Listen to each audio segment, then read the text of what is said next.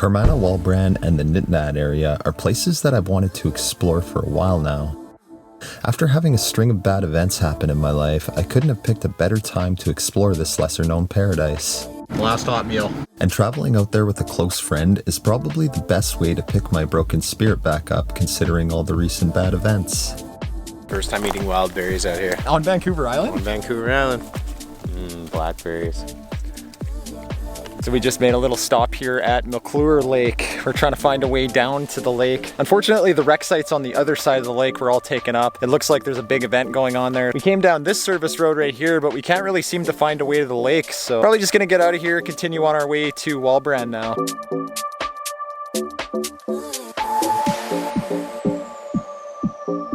Made a quick stop here to stretch the legs at this little viewpoint. This honestly doesn't even feel like this part of the island. Like, it's pretty mountainous here. Hello! Kevin! Look at the color of that water. So crazy. Like, look at that spot, man. So we got our campsite here at Kellogg's Walbrand. The road to get out here was one of the sketchier ones I've been on. It's about 60 kilometers of logging road from Lake Cowichan, just over 60 kilometers. Nathaniel's just getting finished with his tent there, and we're gonna go check out Walbrand Falls and some of the massive trees around here. So excited for this.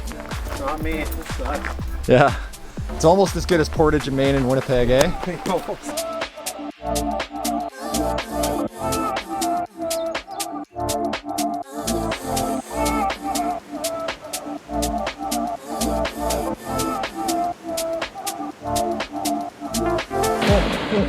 So cold.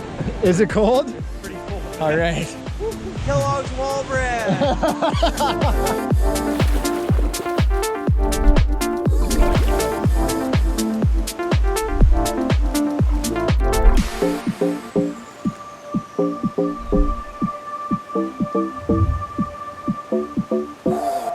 It's amazing. Look at this little waterfall, the flowers. Yeah, it's like a little piece of paradise.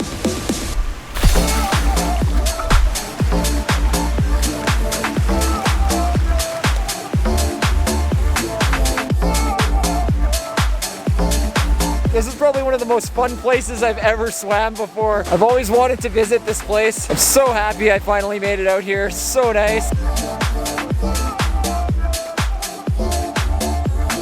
So Walbrand Falls is named after John Thomas Walbrand. John Thomas Walbrand was an English-Canadian shipmaster and writer, also a bit of a historian and explorer. I guess he was one of the first people to explore this area.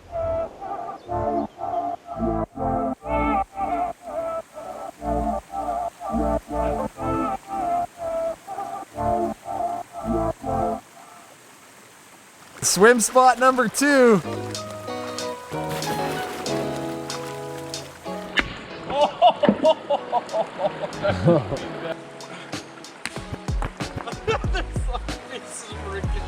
You're a crazy guy. Oh! All right, mate. This is just the most beautiful water. You can do it. Always off the air. Oh, dude, don't. Oh, no. Falling down.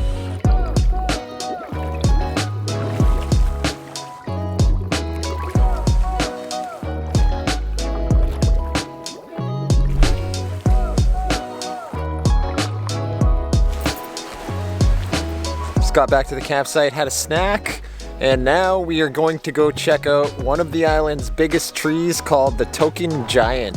Apparently this place is like Cathedral Grove. For those of you watching who have been to Cathedral Grove or heard of Cathedral Grove, we're going to the better Cathedral Grove right now.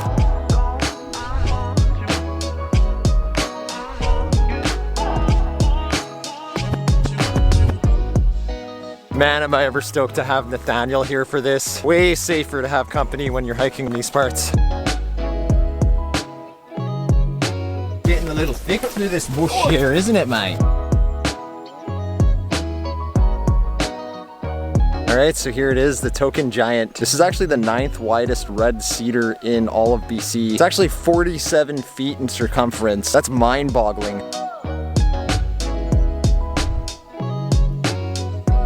It's so cool that we have these massive trees that are like the same size as the ones in Cathedral Grove here in the middle of nowhere almost. Some of these trees are 800 years old. There's even a tree in here that I think is 1,000 years old, which is pretty crazy. Some ancient history in this place for sure. Almost as old as Nathaniel, but not quite. Zing! All right, so we just made it back to our campsite here. Our legs are pretty sore. Probably just gonna settle in for the night now, enjoy this beautiful campsite, and head to bed soon. Gonna try to get up bright and early tomorrow to maybe do a tiny bit more exploring in this area, and then head to the grand finale of Waterfalls for this trip. My favorite thing to do for pastime in the forest is use Facebook. Nothing is more naturally relaxing than Facebook in the forest.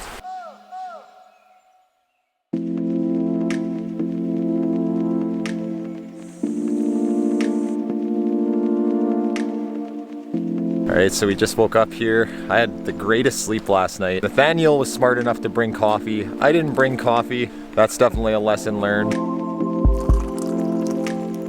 We're gonna go to the top of the waterfall because apparently there's more waterfall. And then after that, we're gonna continue on to Little Nitinat Falls, which is a waterfall I've tried to find 3 times now, unsuccessfully. So this time I know exactly where it is. We're gonna go for a swim there. I'm pretty stoked to show you guys this.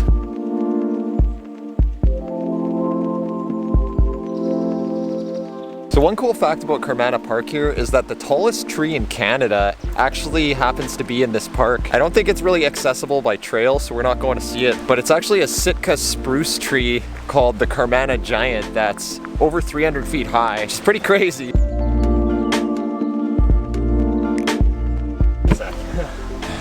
legs are burning. Yeah, that's a bit tiring.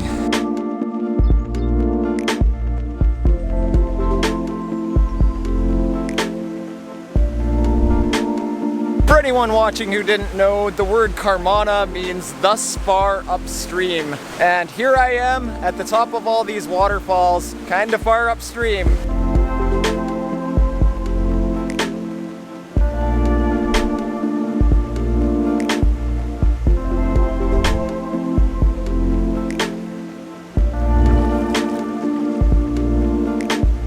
Out of all the waterfalls I've ever been to, this might not be the craziest looking one, but it's by far the best one for swimming in. You could like spend a whole day adventuring this thing and swimming in random swimming holes. It's perfect. I gotta say, this is probably the best waterfall swim hole spot I've seen too. There's probably like 20 pools here you can swim in. This clear green water, this whole forest is just paradise.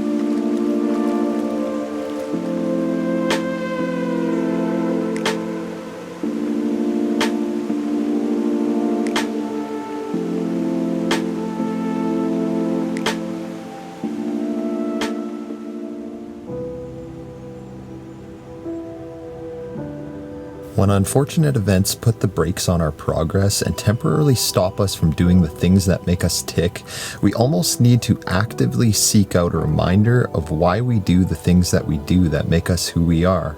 We are now on our way out of the Upper Falls Trail. We're gonna head to Little Nitinat Falls now. I think this is gonna be a pretty epic way to end this trip. For me, getting back out to new, lesser traveled places to spend time in nature was exactly what I needed to reignite my ability to be productive, creative, and see through the fog when things seemed hopeless.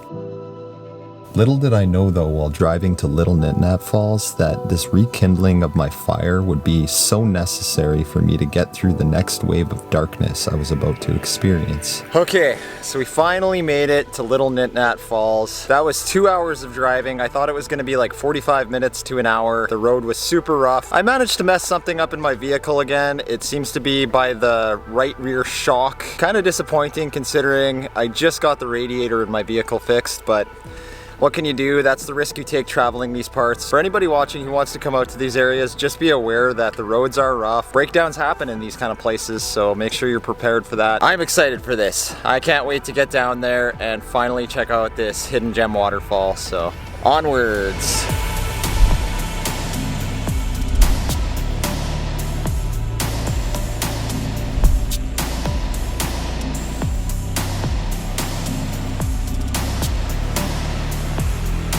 All right, this waterfall is way bigger than I thought it was gonna be.